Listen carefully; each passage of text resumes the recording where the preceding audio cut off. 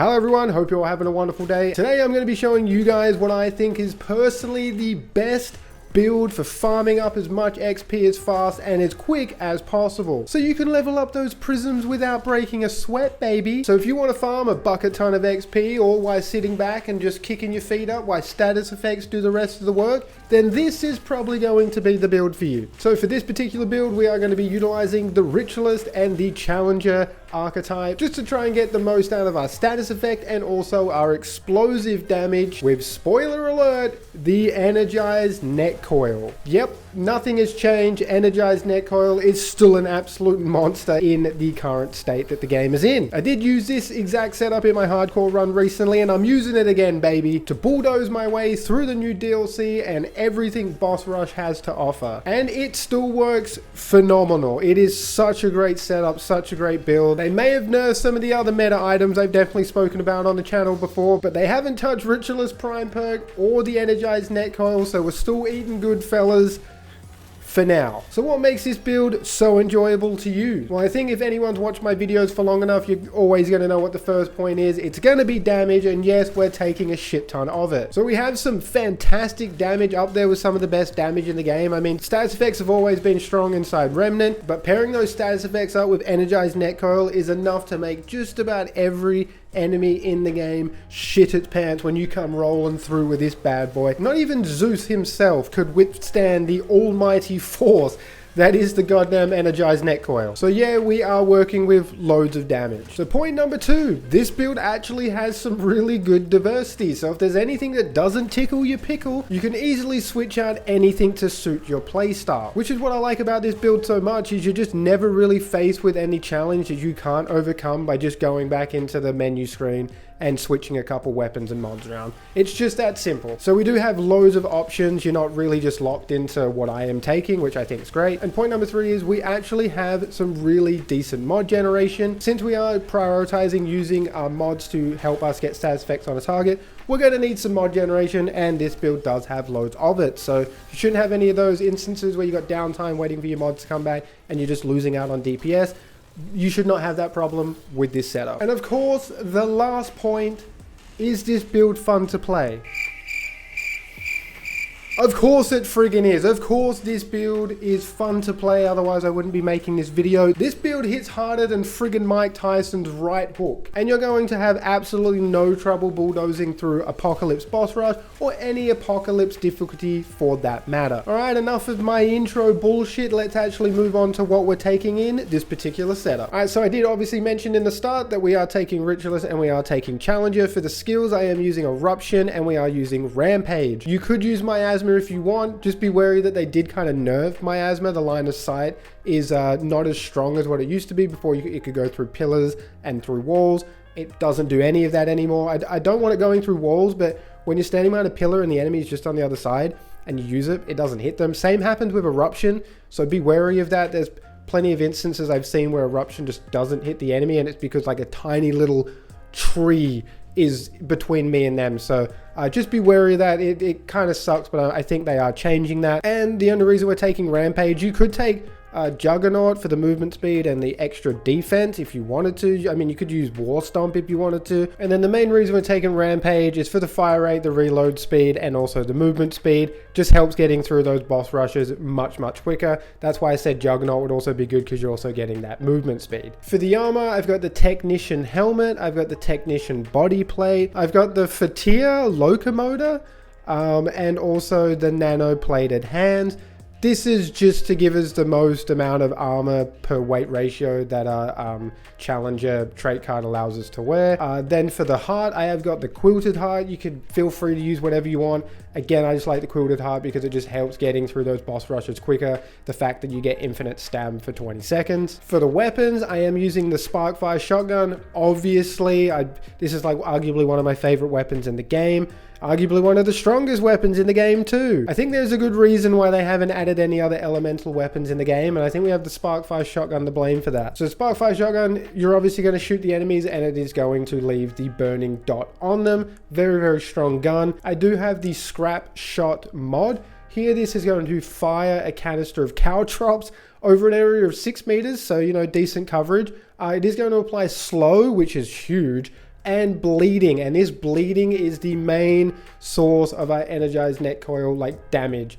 So as you can see, the bleeding damage here is 8,556. So when this hits the enemy, it's going to do 20% of that damage plus all your other multipliers. So this scrap shot with energized net coil does hit for about 3k plus, which is fantastic. This is going to nuke a lot of aberrations, elite enemies very, very quickly. As long as they're on the ground. If they're up in the air, it's anybody's game at that point. But yeah, if anything's grounded, they are pretty much fucked if they step in scrap shot. And then for the mutator, we are using a new mutator that got added into DLC 3, Charged Wounds. Now, Charged Wounds is going to increase your fire rate and reload speed by 5% per overload entity within 15 meters, max 5 stacks. So you're going to be able to get 25% fire rate and reload speed, which works very well with a shotgun, and also if we're rampaging. So when you pair this up with rampage, you're going to have some absurd reload speed. You're going to have 75% reload speed if you got the max stacks with Charged Wounds and you're rampaging,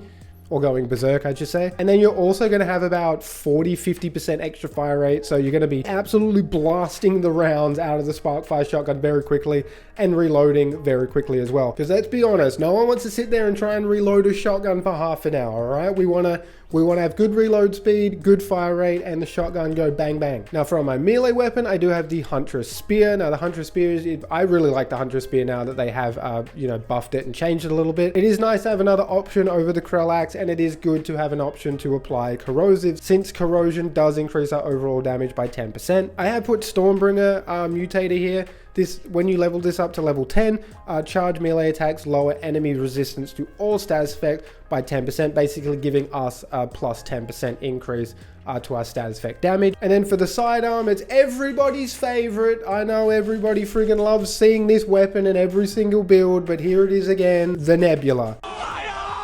To be fair, we're not prioritizing using the mod, but every time the mod's up, of course you're gonna fucking use it. But the mod has been nerfed a little bit. It's still really strong. They've just changed AoE. It doesn't like fly an absurd distance and nuke all the enemies now. It kind of stays more confined to your area, but still, it still works the same way, and it's still really, really strong. But we're actually using the Nebula as a weapon, not just a way to shoot the mod out and then switch back to our primary and just lay out as much damage as possible. No, we're actually using the weapon. And the main reason why we're using this weapon is because it does 6,120 corrosive damage over 60 seconds. Now the 60 seconds doesn't matter. The main thing that matters is it does 6,120 damage, which is going to work really well with energized net coil. You're going to be able to get this thing to hit between 2 and 3k, which is enough to pretty much one-shot most smaller enemies and at least deal with elites very quickly. So if you're stuck in an instance where you need to reload your shotgun, it is actually better to switch your Nebula and just spray it everywhere, because when an enemy dies, you're also going to leave a gas cloud there for 2 seconds. So if another enemy walks in,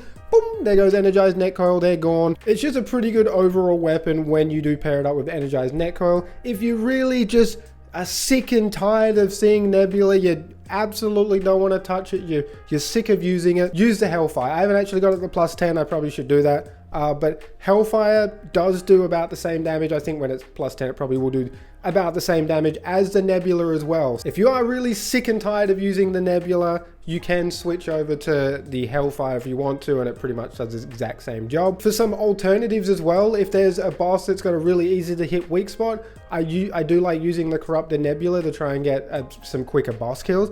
This thing does not fuck around if you guys have not tried this. So you basically just have to hit the enemy in their weak spot 5 times. It's going to summon 5 of these nanobots. That's the max amount you can have. And then you detonate this. It does so much friggin' damage, man. So much damage. Very, very strong gun. Very situational though. It's good for annihilation and other bosses that have really easy to hit weak spots. But other than that, the Nebula is going to be the best bet. And if you're sick and tired of the Nebula, use the Hellfire. Sorry if you can hear me sucking on the strepsil. My throat is killing me. I've been sick for the last couple of days and it has not been enjoyable. Now moving over to the meat and potatoes, the juicy stuff, the amulet and the rings. Gonna quickly whiz through this because this is nothing new. This is everything that's already been in the game prior to DLC 3. So we have energized net coil as our main source of damage. This is going to increase our status effect and also let our status effect explode for big damage too. Very, very strong amulet. If you still haven't tried this amulet, what the hell are you doing? You need to try it because it is just absolutely busted. When you have Energized Net Coil, you need to try and extend the duration of your status effect as much as possible. That's how you're able to get so much damage with Energized Net Coil.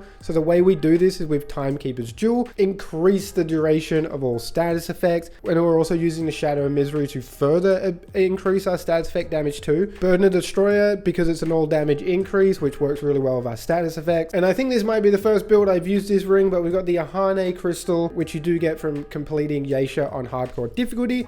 This is going to let you do 5% increased damage per status effect you have on the target. You can get the full maximum bonus from Ahane Crystal fairly easily, so it is still a pretty strong ring overall. So moving on over to the traits, we have 5 points into Ammo Reserve, 5 points into Flashcaster, maxed out Fortify, 5 points into Swiftness. I've just put points into Swiftness because I am trying to speed run through boss rush. Like, I'm actually trying to get a speed run time. This is the reason why I've gone 5 points into Swiftness. Feel free to dump these 5 points anywhere else, but I feel like it does help if you're trying to rush through boss rush as quickly as possible and get as much XP as possible. I've got 9 points into Vigor. I've got 8 points into Endurance. I've put an additional 4 points into Spirit.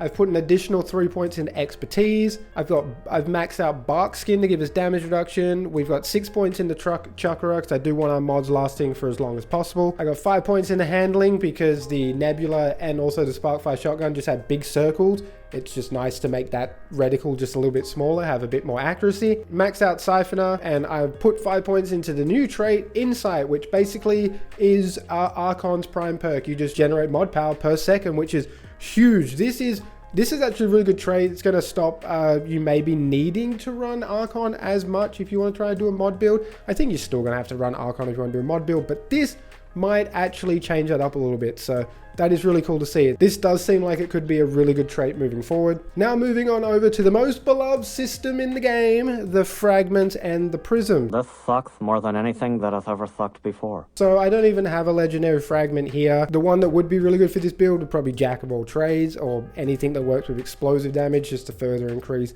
Energized Net Coil's output. But going over the stuff that we do have, I do have explosive damage and status effect damage. These two new fragments, mwah, they are amazing. This is kind of what I wanted to see them add. I wasn't sure if they were going to do it because it was going to be really strong, but they did it anyway. Explosive damage and status effect damage, which just pretty much made Energized Net Coil that little bit stronger. And then we do have mod generation out here. You probably could take this off, put fire rate, more mod damage. You could also have crit damage. In fact, crit damage actually wouldn't be a bad one to take. I'm not sure if I need all of this mod power generation. So I actually do think that crit damage might be the way to go. I might just reslot that in. And for the Prism, there isn't really too much on here that's actually benefiting the build. I mean, damage reduction obviously is helping.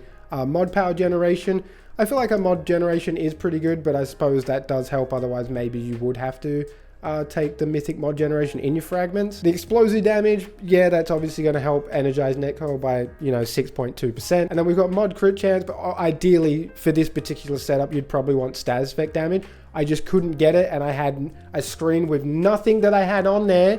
So I had to settle for mod crit chance, otherwise I would have gone for status effect damage. That's probably what you would want. That would make this build just 10% better, but it's definitely not needed. With the new fragments that they added in is more than enough to make this build just that little bit better than it was before. And that is basically it for the video, guys. Hopefully this video did help you out. Hopefully you can all go and get bucket ton of XP as fast as possible so you can level up your Prism and cross your fingers and not cross your toes and hope that you might actually get the legendary fragment that you were searching for. I'm sure there's going to be loads of more builds coming to you guys in the future. Appreciate all the love and support as always, guys, and until next time, stay safe. Peace out.